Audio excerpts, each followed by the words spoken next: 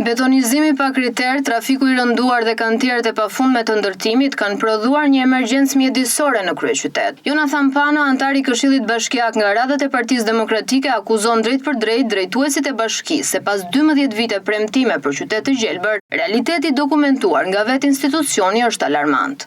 Për vite me radhë bashkia i ka quajtur këto denoncime politik, por sot nuk është vetëm opozita që flet. Sot flet vetë dokumenti i Bashkisë së Tiranës.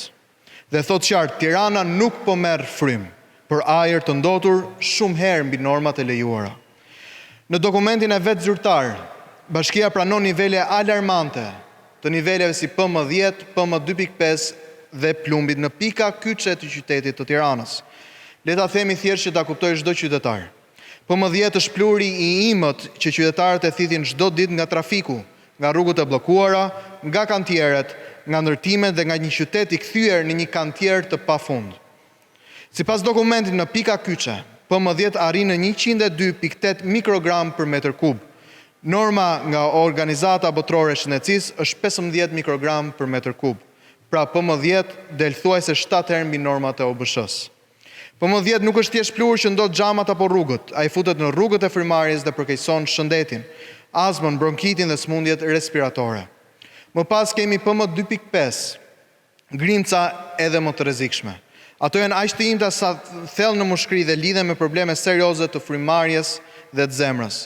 Sipas të njëjtit dokument, në pika kyçe të Tiranës, PM2.5 arrin në 70.7 mikrogram për metër kub. Norma vjetore është 5 mikrogram për metër kub. Pra PM2.5 del 14 herë mbi normën maksimale të lejuar nga Organizata Botërore e Shëndetësisë. Edhe më alarmant është plumbi. Plumbi në ajër është një kërcënim serioz për shëndetin publik, sidomos për fëmijët. Ai lidhet me dëmtimet sistemit nervor, probleme në zhvillim dhe pasoja afatgjata për shëndetin. Dhe çfarë thot dokumenti i Bashkisë? Në pika kyçe të Tiranës, niveli i plumit arrin në 3.51 mikrogram për metër kub, ndërkohë që norma e lejuar është 0.5 mikrogram për metër kub.